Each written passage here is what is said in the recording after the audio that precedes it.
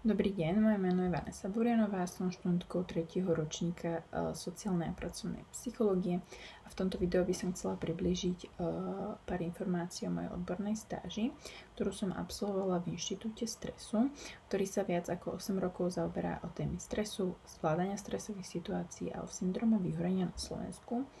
Garantom stáže bol pán doktor Karol Kováč, ktorý je psychológ, zakladateľ Inštitútu stresu a rovnako teda aj vyučujúci na našej fakulte, čím by som priamo prešla k motivácii pri výbere pracoviska. Pán Kováč nás teda na začiatku roka oslovil s možnosťou pracovnej pozície, ale teda rovnako aj s možnosťou absolvovania praxe priamo v inštitúte. Mňa táto ponuka zaujala z viacerých hľadísk, či už kvôli teda téme stresu a zvládania stresových situácií, ktorých sa teda v inštitúte venujú, ale rovnako aj s možnosťou skombinovať prácu priamo s praxou. A taktiež ma teda zaujali skúsenosti pána Kováča v tejto oblasti.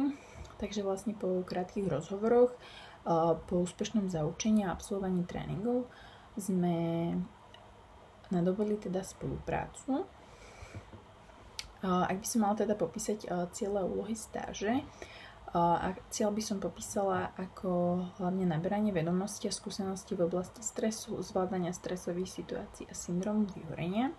A čo sa týka úloh, alebo teda pozícií, bolo ich niekoľko. Ako taká hlavná úloha pozícia bola práve práca s ľuďmi v podobe diagnostiky stresu, pri ktorej ide o meranie hladiny stresu v organizme na špecializovaných prístrojov pomocou HRV analýzy, kde som teda následne interpretovala výsledky klientom a dávala odporúčania na základe výsledkov.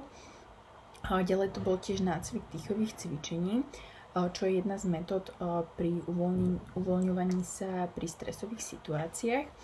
A práve tu teda pociťujem najväčšiu skúsenosť v rámci psychologickej činnosti, kde som si vyskúšala priamy kontakt s klientom a taktiež som teda si vyskúšala tú psychologickú činnosť hlavne v podobe také empatickej reakcie, nakoľko častokrát klienti, ktorí prišli, mali naozaj potrebu byť vypočutí a vyrozprávať sa z nejakých ťažkostí a problémov, ktorých trápia, a kde som naozaj teda zistila, že tá práca s ľuďmi ma veľmi baví a naozaj by som nechcela pokračovať.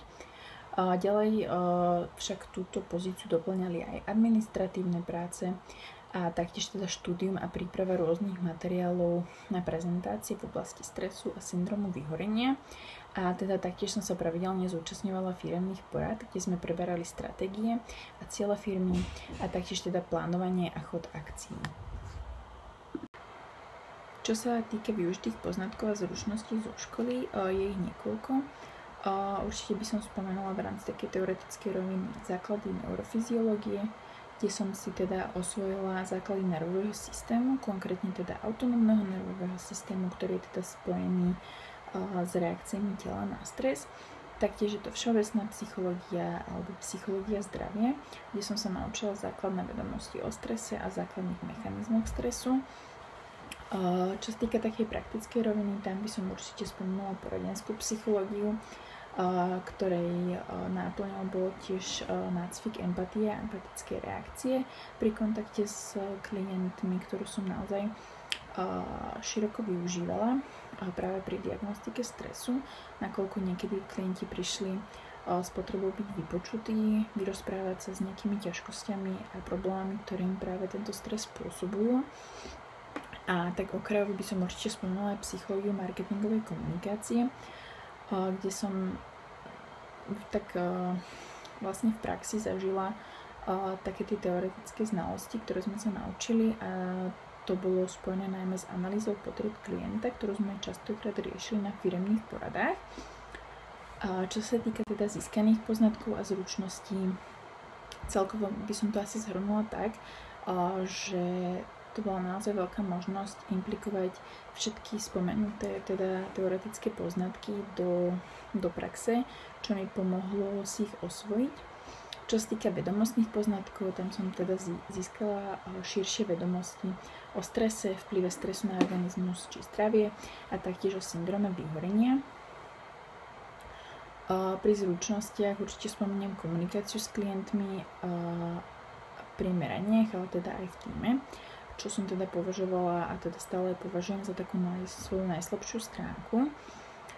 Čiže to beriem ako veľkú skúsenosť a teda miesto pre zlepšenie.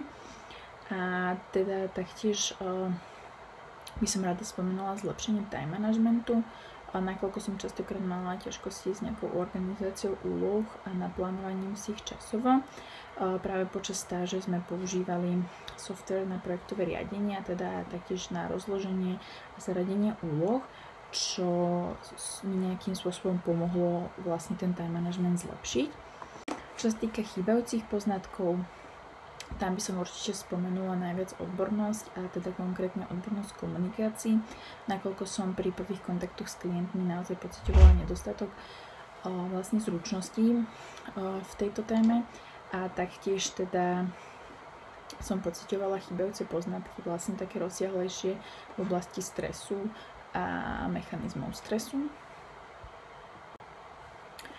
A na záver by som zhrnula vlastne smerovanie profesionálnej cesty a celkový profesionálny rast.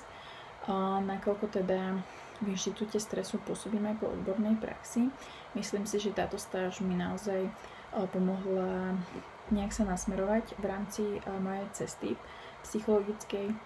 A to mi teda ponúka naďalej zbierať skúsenosti pod dohľadom psychologa s niekoľkoročnou praxou. Taktiež teda vidím príležitosť na prepojenie stresu so športovou psychológiou, nakoľko pán Kováč teda sa venuje rôznym športovcom. Vidím tam prepojenie a možno budúcu nejakú spoluprácu. A čo sa teda týka profesionálneho rastu, tam som určite narástla v rámci kontaktu s klientom, v rámci teda psychologickej činnosti. Určite som si zlepšila už spomínané komunikačné schopnosti a nejakým spôsobom sa nasmerovala k motivácii ich stále zlepšovať. A teda táto stáž mi priniesla nadviazanie stáleho pracovného miesta, ktoré teda plánujem prepojiť s budúcim vzdelaním v rámci diagnostiky stresu, aby som sa v tejto téme naozaj naďalej zlepšovala a cítila sa v nej prirodzenejšie a odbornejšie. A to je teda za mňa všetko. Ja ďakujem za pozornosť a prajem pekný deň.